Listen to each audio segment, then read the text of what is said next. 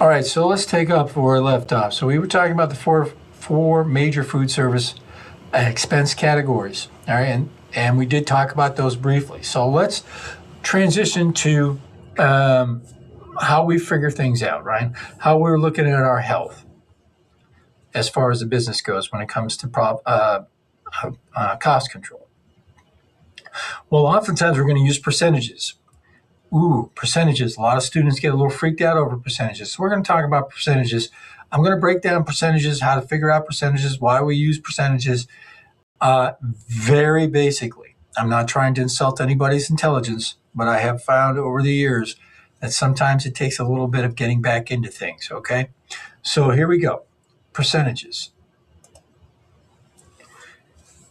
In recording performance, managers use percentages a lot. You'll hear me talk about the food cost percentage an awful lot. That is one of the most common indicators of our performance that we use in the restaurant biz. All right, what's your food cost percentage? You'll hear that all the time.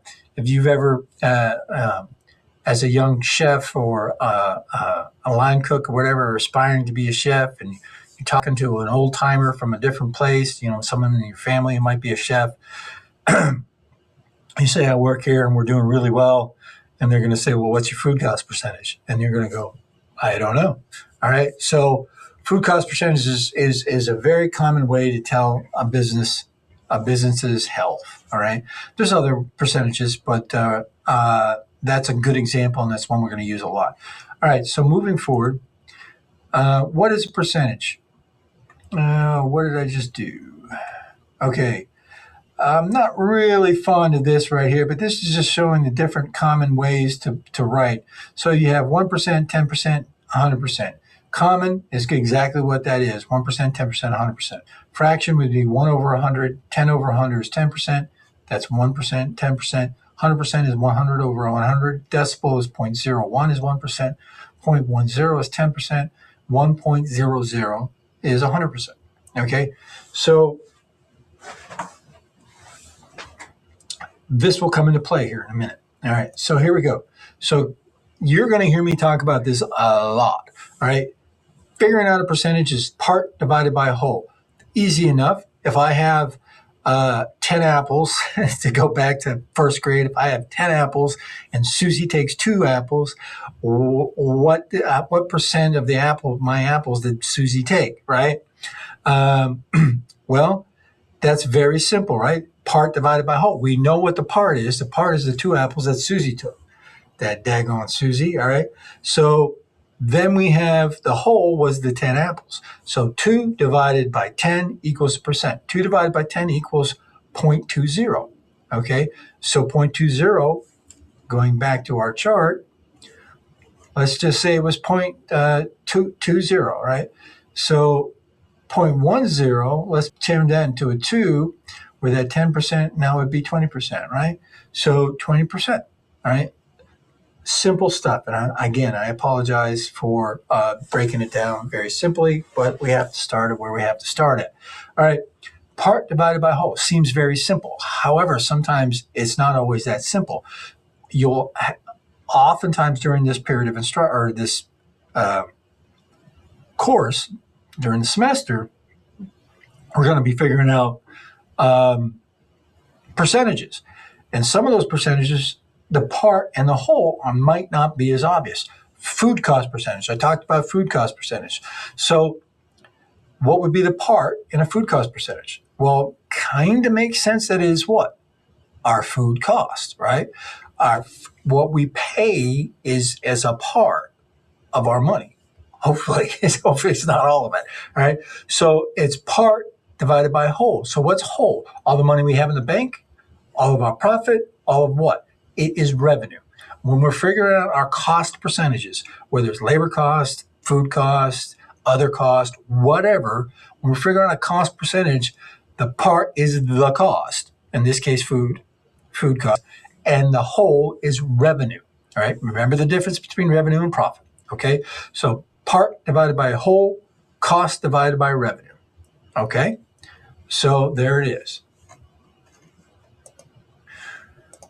Okay. So now that we've moved through that, and this week's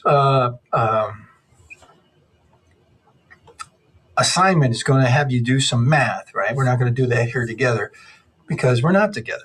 You're just watching a video. All right. So what we're going to do is you're going to be exercising that on your own.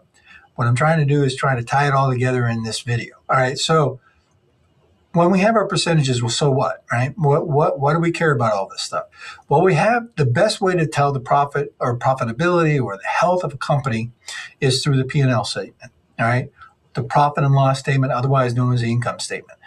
Income statement is commonly used, but you often use in this industry, you'll hear P&L. All right. So your P&L statement includes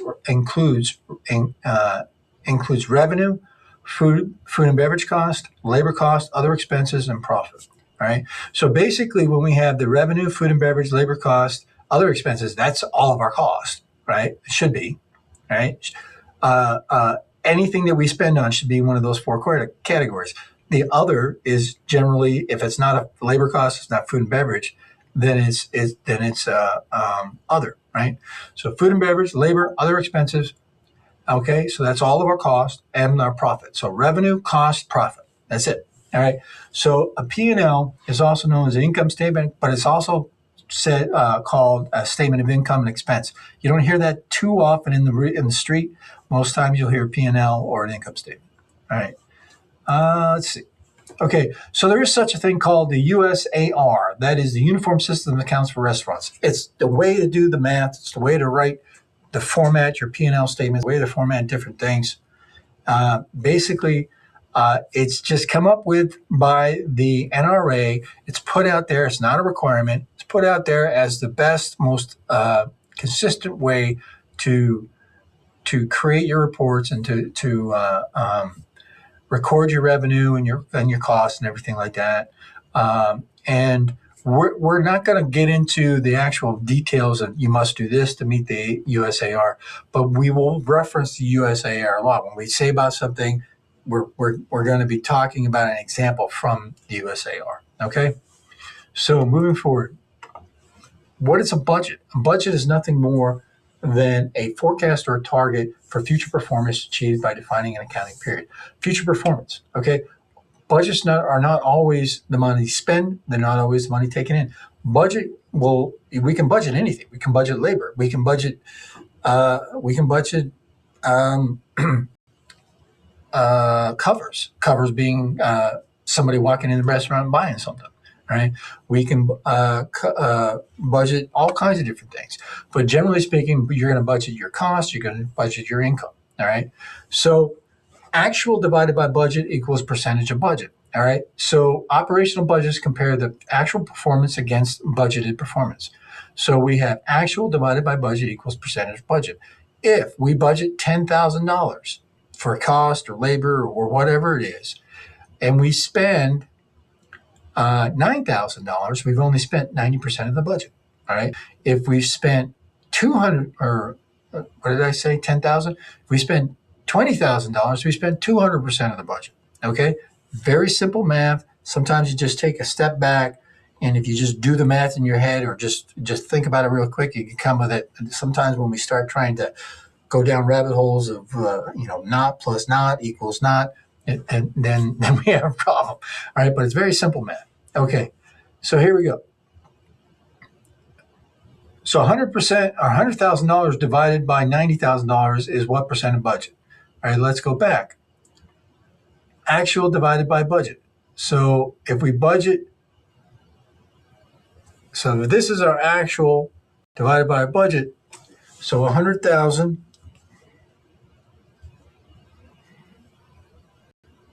Oops, excuse me. I got to open up my calculator here.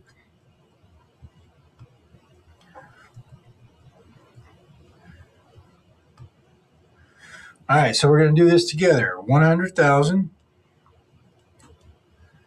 divided by 90,000 equals 112%, 111% of our budget. Now, if that is revenue, for budgeting our revenue, we wanted $90,000 in revenue. Well, we took in $100,000 of revenue. 112% of budget is not bad. If that's cost, we wanted to spend $90,000, and we spent $100,000, well, now we got a problem. Okay, so I'm not going to do the next one. You can do that on your own. 197 divided by 185. All right, so here's the thing. Let's say we've done that math and we're over budget or we're under budget, whatever it is, in a bad way. We spent more money than we wanted to spend, or we took in less money than we wanted to take in. All right. If we have a problem with the budget, we have to identify the problem. We have to determine the cause. We have to take corrective action. If we take corrective action without determining the cause, all right, I've done case studies on this where people just fly off the handle and says, we're over budget. We're going to reduce our workforce we're over our labor budget. We're going to reduce our workforce. That doesn't necessarily fix the problem. We have to know what the problem is, right? So it's a very simple thing. I'm not giving examples right now because I basically can't think any off the top of my head. But identifying your problem, determining the cause of the problem, and then you take corrective action. Very important you do it in that order, all right? Okay, so moving forward. Okay, so that's it. All right, that's this chapter. Sorry it took 2 full videos or almost full videos to do so, but some of these chapters are much bigger than this. So generally speaking, when I'm in the classroom, these chapters take me an hour or an hour and a half to lecture. So we're going to try to do that less time in the online courses. But if you have any questions, please reach out. Now, we have homework this week where you're going to have 2 things. You have like a little case study kind of thing, and then you're going to have some spreadsheet math, okay? You're going to have the book. If you don't have the book, you will not be able to complete this homework, all right? So you'll have to get this book. You have 2 books in this class, but this is the one you're going to need for this week's homework, all right? In the back of each chapter is what they call test your skills. What you're going to have to do on the assignment paper that I uploaded, I just have the question number and I have the spreadsheet, and you fill in the numbers. But there's a big description on what to do that you have to have the book to do that. All right. And they all coincide. It should be very easy. If there's any questions, please reach out. All right.